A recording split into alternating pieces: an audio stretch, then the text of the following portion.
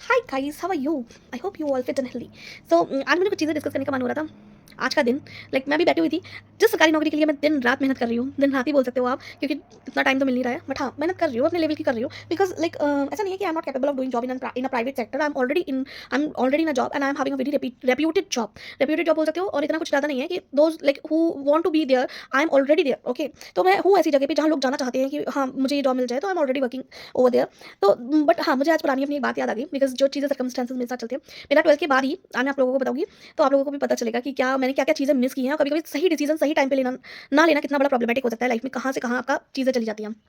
तो मैं अपनी लाइफ में जो भी मैंने मिसिंग आउट करती हूँ ना, वो याद आता ही आता है। तो वही चीज़ याद आ रही थी मुझे। मेरा ना 12th हुआ, तो I did my 12th from CBSE school only. तो उसके बाद क्या हुआ कि मैं एसएससी के एग्जाम्स की प्रिपरेशन नहीं करती थी, बट बेसिकली एसएससी कितना टफ नहीं होता है, स्टाफ सिलेक्शन कमीशन, जिसमें आप लोग बाद में आके कमिश्नर की पोस्ट तक होती है, लाइक इनकम टैक्स ऑफिसर और ये सब की पोस्ट निकलती है। Many of you know, but many of you don't know, that's why I am clarifying over here. तो मेरा एसएससी में सिलेक्शन हो गया 12th के बाद, बट हुआ भी देखो ना, वो कहते हैं ना, जिसकी लाइफ में स्ट्रगल होती है कुछ ना कुछ तो हो ही जाता है उसके साथ में। तो मेरा रिटन क्वालीफाई हो गया। उस टाइम वो नोकिया के फोन चलते थे, छोटे-छोटे वाले।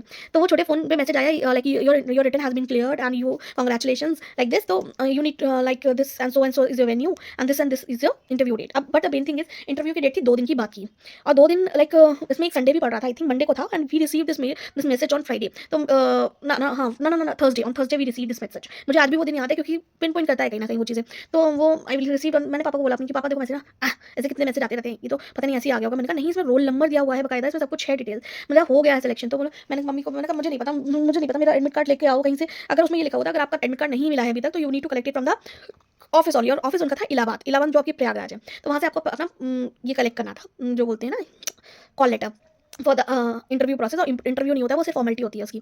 तो वो आपको कलेक्ट करना था, बट मेरे पापा ने बोल दिया कि नहीं हुआ, ये मजाक मजाक है। फिर बट मैं तो जिद पे अड़ गई, मैं तो भैया चलो। तो मेरी मैंने कहा एम्प्लॉयमेंट ऑफिस चलो, ये चलो, वहाँ से पता करो, अच्छा नहीं हुआ होगा तो मैं उनकी बात मानूंगी। वहाँ गए तो पता चला कि हाँ आपकी बेटी इसके लिए सेलेक्टेड हो गई है, स्टाफ सिलेक्शन। बट आपका जो वो है ना, वही कॉल लेटर वो आ नहीं पाया है, और आपको वहाँ जाके ही लेना पड़ेगा। अब आप उसको धांधलेबाजी समझ लो, आपको कुछ भी समझ लो, तो वो जाके लेना था। तो बृहस्पति को मेरा, थर्सडे को मेरा ये हुआ, मैसेज आया।